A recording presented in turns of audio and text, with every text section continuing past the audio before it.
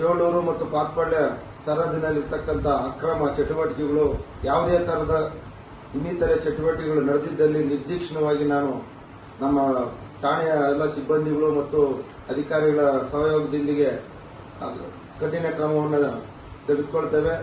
ದಲಿತರ ಕುಂದುಕೊರತೆ ಸಭೆಯಲ್ಲಿ ಸಂವಿಧಾನ ಶಿಲ್ಪಿ ಡಾಕ್ಟರ್ ಬಿಆರ್ ಅಂಬೇಡ್ಕರ್ ಅವರ ಭಾವಚಿತ್ರಕ್ಕೆ ಪುಷ್ಪಾರ್ಚನೆ ಮಾಡುವ ಮೂಲಕ ಅಕ್ರಮ ಮದ್ಯ ಮಾರಾಟಗಾರರಿಗೆ ಜೈಲು ಶಿಕ್ಷೆ ಖಚಿತ. ದಲಿತರ ಕುಂದುಕೊರತೆ ಸಭೆಯಲ್ಲಿ ಸಿಪಿಐ ಶ್ರೀನಿವಾಸ್ ಎಂ ಎಚ್ಚರಿಕೆ. ಗ್ರಾಮಗಳಲ್ಲಿ ಮತ್ತು ದಲಿತ ಕಚೇರಿಗಳಲ್ಲಿ ಅಕ್ರಮವಾಗಿ ಮದ್ಯ ಮಾರಾಟ ಮಾಡುವವರ ವಿರುದ್ಧ ನಿರ್ದಾಕ್ಷಣ್ಯವಾಗಿ ಕಾನೂನು ಕ್ರಮ ಕೈಗೊಳ್ಳಲಾಗುವುದು. ಇಂತಹ ಚಟುವಟಿಕೆಗಳಲ್ಲಿ ತೊಡಗಿರುವವರಿಗೆ ಜೈಲು ಶಿಕ್ಷೆ ಖಚಿತ ಎಂದು ವೃತ್ತ ನಿರೀಕ್ಷಕ ಶ್ರೀನಿವಾಸ್ ಎಂ ಅವರು ಕಟ್ಟುನಿಟ್ಟಿನ ಎಚ್ಚರಿಕೆ ಕೊಟ್ಟಿದ್ದಾರೆ. ಸಭೆಯಲ್ಲಿ ಮಾತನಾಡಿದ ದಲಿತ ಮುಖಂಡ ಕಡ್ಡಿಲು ವೆಂಕಟರಮಣಪ್ಪ ಅವರು, ಇಂದಿಗೂ ಹಲವು ಗ್ರಾಮಗಳ ಹೋಟೆಲ್ಗಳಲ್ಲಿ ಅಸ್ಪೃಶ್ಯತೆ ಜೀವಂತವಾಗಿದೆ. ಖಾಸಗಿ ಶಾಲೆಗಳಲ್ಲಿ ಸರ್ಕಾರ ನಿಗದಿಪಡಿಸಿರುವುದಕ್ಕಿಂತ ಹೆಚ್ಚಿನ ಶುಲ್ಕ ವಸೂಲಿ ಮಾಡಲಾಗುತ್ತಿದ್ದು, ಇದಕ್ಕೆ ಕಡಿವಾಣ ಹಾಕಬೇಕು. ಅಲ್ಲದೆ ದಲಿತ ಕೇರಿಗಳಲ್ಲಿ ನಡೆಯುತ್ತಿರುವಂತಹ ಅಕ್ರಮ ಮದ್ಯ ಮಾರಾಟವನ್ನ ಕೂಡಲೇ ನಿಲ್ಲಿಸಬೇಕು ಎಂದು ಒತ್ತಾಯಿಸಿದ್ದಾರೆ. ಈ ಸಂದರ್ಭದಲ್ಲಿ ಚೇಳೂರು ಪಿಎಸ್ಐ ಸೈಯದ್ ಅನ್ಸರ್, ಎಎಸ್ಐ ರಾಜು, ವೆಂಕಟೇಶಪ್ಪ, ಮುಖಂಡರಾದ ಪಿ ಮಂಜುನಾಥ್, ಊದವಾರಪಲ್ಲಿ ಬಾಬು, ಚಾಕವೇಲು ಆಂಜಿ, ಡಿವಿ ವೆಂಕಟೇಶ್, ಗಂಗುಲಪ್ಪ, ರಾಮಚಂದ್ರ ಸೇರಿದಂತೆ ಅನೇಕರು ಉಪಸ್ಥಿತರಿದ್ದರು. ವರದಿ ರಾಮಾಂಜನೇಯ ಎಸ್ ನಂದಿ, ಟಿವಿ ಚಿಲಕಲನೇರ್ಪು. ನಾವು ಏನು ಬೇಡಿಕೆಗಳಿಟ್ಟಿದ್ದೀವೋ ಆ ಬೇಡಿಕೆಗಳಲ್ಲಿ ಇಂದಿನ ಸಭೆಯಲ್ಲಿ ಏನೇನು ಮಾಡಿದ್ದು 2-3 ಆಗಿದಷ್ಟೇ. ದಯವಿಟ್ಟು ಸಭೆ ಮಾಡಿದ್ರೆ ನಮ್ಮ ಸಮಸ್ಯೆಗಳೇನಾಗಿದೆ ಮತ್ತೆ ಇವತ್ತು ಎಷ್ಟು ತಾರೀಕು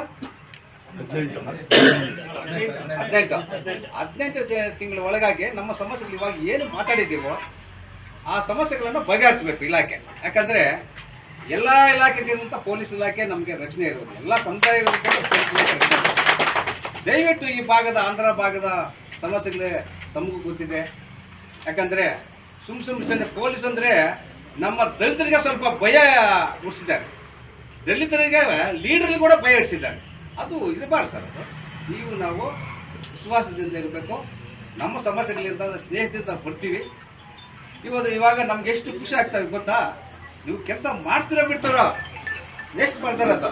ಆದರೆ ಮಂಡ್ಯ ಚಿಲಕಲೇರಪಲ್ಲಿ ನಾವು ಪಂಚಾಯತ್ ಶಾಖೆ ಮಾಡಿದ್ದೀವಿ.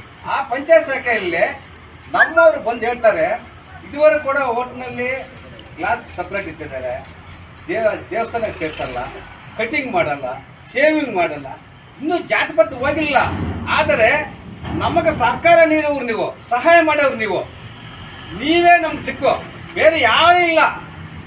ಯಾಕಂದರೆ ನಮಗೆ ರಾಜಕೀಯದಲ್ಲಿ ಇದ್ರೂ ಕೂಡ ನಮಗೆ ತುಳಿಯಕ್ಕೆ ಬರ್ತಾರೆ. ಆದರೆ ನೀವು ನಮಗೆ ರಕ್ಷಣೆ. ಯಾಕಂದರೆ ಬಾಬಾ ಸಾಹೇಬ್ ಅಂಬೇಡ್ಕರ್ ಸಂವಿಧಾನವನ್ನು ಕೆಲಸ ಮಾಡೋರು ನೀವು. ದಯವಿಟ್ಟು ಆ ಗೌರವ ಘನತ ನಮ್ಮ ಎಲ್ಲರೂ ಕೂಡ ನಿಮ್ಮ ಮೇಲೆ ನಂಬಿಕೆ ಇಟ್ಟಿದ್ದೀವಿ. ದಯವಿಟ್ಟು ನಮ್ಮ ಸಮಸ್ಯೆಗಳು ಏನಿದೆಯೋ ಆ ಸಮಸ್ಯೆಗಳು ನಮ್ಮ ನಾಯಕರು ಯಾರ್ಯಾರು ಪಾಪ ಬರ್ತಾರೆ. ನಮ್ಮ ಸುಪ್ರೀಂ ಕೋರ್ಟು ಒಂದು ಸುತ್ತೋಲ ಇಟ್ಟಿದ್ದಾರೆ. ಏನಂದರೆ ಹಳ್ಳಿಗಳು ಹೋಗಿಬಿಟ್ಟು ಈ ಪೋಕ್ಸೋ ಕೇಸುಗಳು ಆಗಬಾರ್ದು.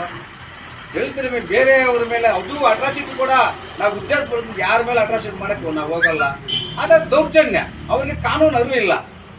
ತಾವು ಆ ಪಂಚಾಯತ್ಗೆ ಹೋಗಿ ನಮ್ಮ PSS ಸಬ್ ಇನ್ಸ್ಪೆಕ್ಟರ್ ಇರ್ತಾರೆ, ನಮ್ಮ ಸಬ್ ಇನ್ಸ್ಪೆಕ್ಟರ್ ಇರ್ತಾರೆ, ತಾವು ಇರ್ತೀರ, ಹೋಗಿ ಕಾನೂನು ಅದನ್ನು ಏನಾದ್ರು ಮುಟ್ಟಿಸಿದ್ರೆ ಆವಾಗ ಅವ್ರಿಗೆ ಭಯ ಇರುತ್ತೆ.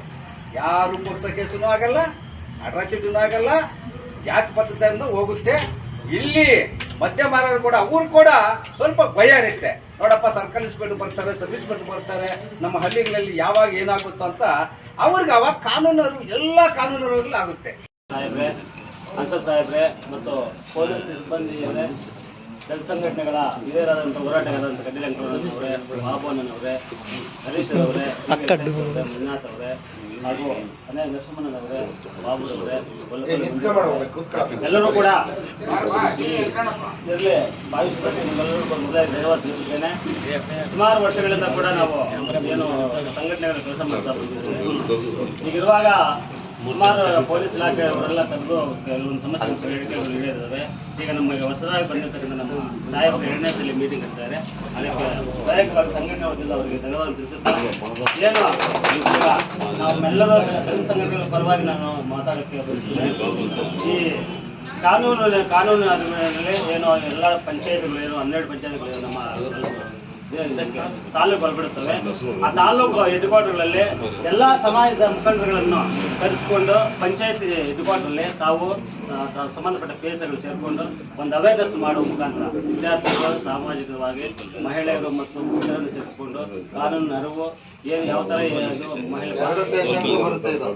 ಬಾಲ ಕಾರ್ಮಿಕರು ಏನೆಲ್ಲ ಈಗ ಪೋಕ್ಸೋ ಕೇಸ್ ಕಾಯ್ದೆಗಳೆಲ್ಲ ಈಗಾಗಲೇ ನಮ್ಮ ಸ್ಟೇಷನ್ ಲಿಮಿಟ್ಗಳಲ್ಲಿ ದಾಖಲೆಗಳಾಗಿದ್ದಾವೆ.